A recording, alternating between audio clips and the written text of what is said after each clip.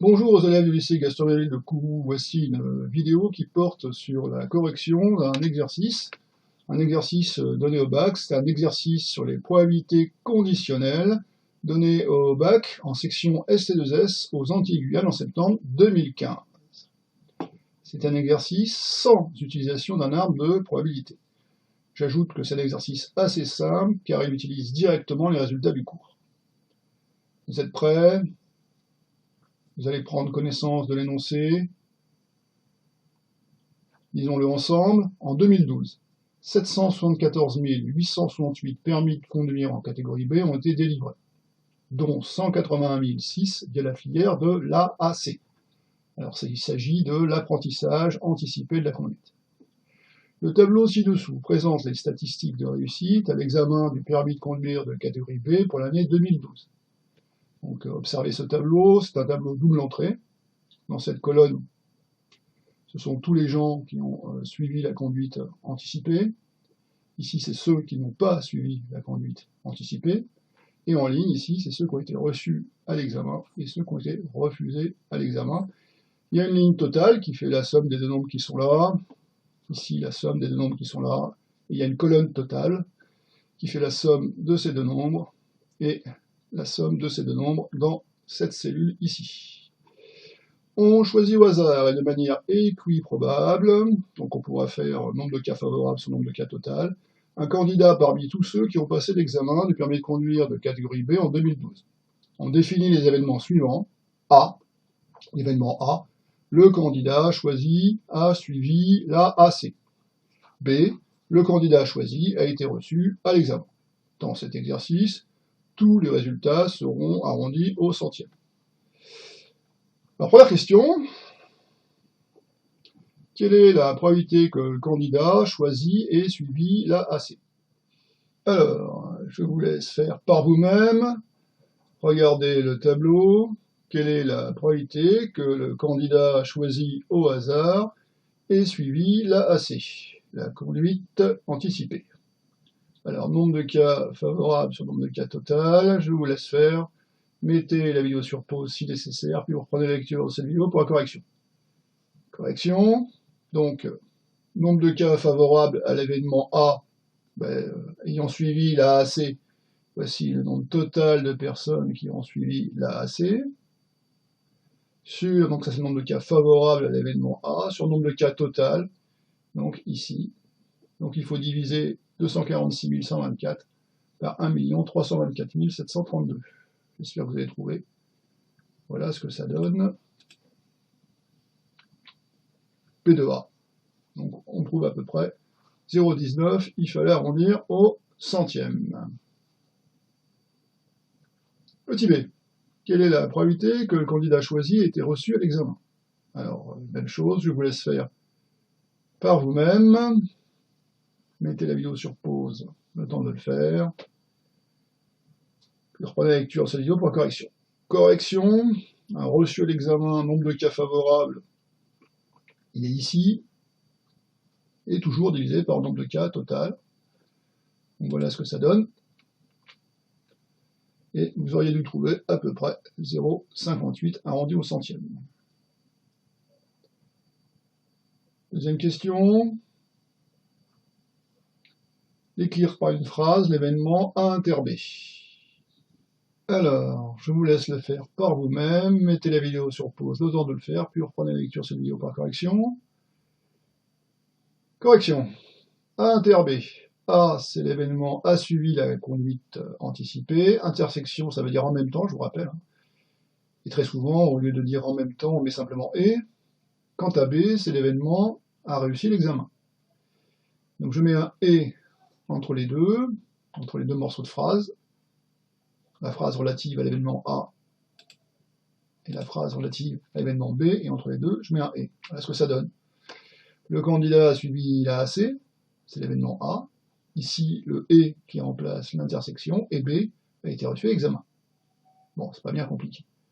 Petit b, à présent, donnez la probabilité de l'événement A inter B. Alors, je vous laisse le faire par vous-même, mettez la vidéo sur pause, le temps de le faire, puis reprenez la lecture de cette vidéo pour la correction. Correction, bien sûr, il faut regarder dans le tableau. Alors, A inter B, c'est lequel de ces nombres? C'est celui d'ici. Dans cette cellule, c'est l'intersection entre A suivi, la conduite anticipée, et ici, a été reçu l'examen, intersection de la ligne et de la colonne. Divisé par quoi? Nombre de cas total, donc 1 324 732. Voilà ce que ça donne, j'espère que vous avez trouvé. P de A inter B est égal à 181 006, c'est le nombre de cas favorables à l'événement A inter B, divisé par le nombre de cas total, 1 324 732, et ça fait à peu près 0,14. Petit c, calculer la probabilité de l'événement A union B. Alors c'est une formule qui est dans le cours, une formule dans laquelle il y a un signe moins. Ce signe moins est destiné à ne pas compter deux fois la même personne. Je vous laisse regarder votre cours pour retrouver la formule, l'appliquer par vous-même, puis ensuite vous reprenez la lecture de cette vidéo pour la correction. Correction, P de A union B, d'après la formule du cours, c'est P de A plus P de B moins P de A inter B. Donc la soustraction avec l'intersection pour ne pas compter deux fois la même personne, et ça donne 0,63. Troisièmement, alors voici une notation, vous avez tous reconnu la notation d'une probabilité conditionnelle.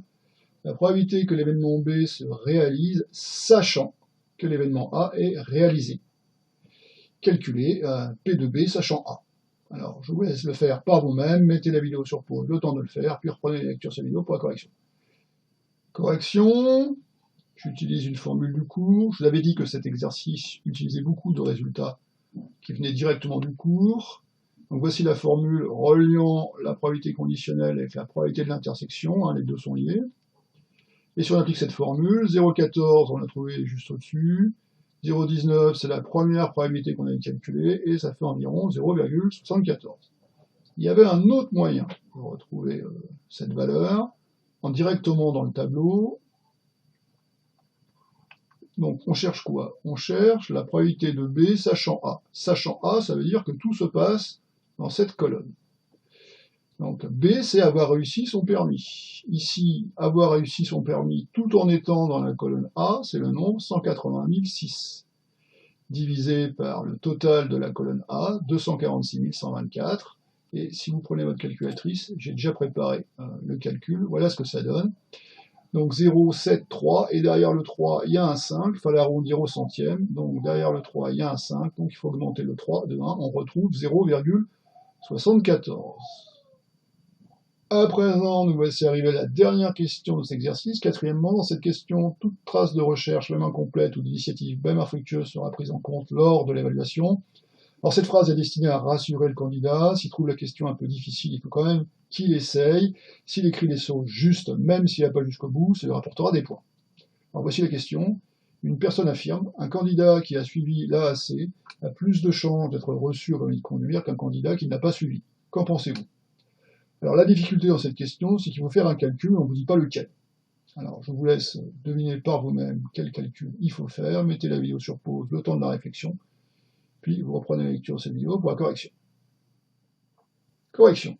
À la question précédente, on a calculé une probabilité conditionnelle qui était P de B sachant A. A, c'est l'événement, A suivi l'AAC. Et bien ici, on va calculer une probabilité conditionnelle, P de B, mais pas sachant A, mais sachant A bar. Sachant A bar, c'est l'événement n'a pas suivi l'AAC.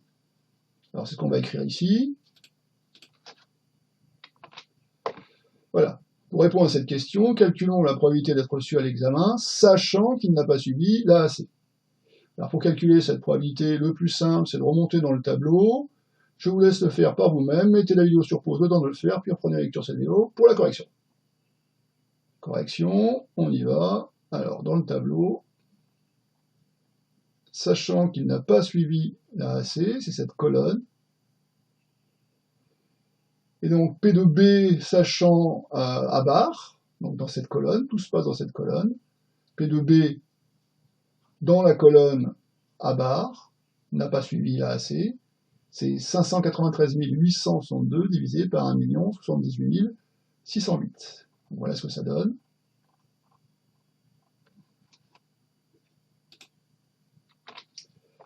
Et donc on trouve à environ 0,74. 55. Conclusion. L'affirmation vraie ou fausse? Alors, c'était quoi l'affirmation? Un candidat qui a suivi l'AAC a plus de chances d'être reçu au permis de conduire qu'un candidat qui ne l'a pas suivi. Eh bien, ça, c'est la probabilité conditionnelle qui réussit, sachant qu'il n'a pas suivi, c'est 0,55. Or, à la question précédente, on avait calculé P2B sachant A, sachant qu'il a suivi la conduite anticipée, et on avait trouvé 0,74. Donc, l'affirmation est vraie, car 0,74 est plus grand que 0,55. Voilà ce qui termine cette vidéo. Je vous dis à bientôt pour d'autres vidéos d'exercices, notamment une vidéo d'exercice avec cette fois-ci un arbre de probabilité. Au revoir.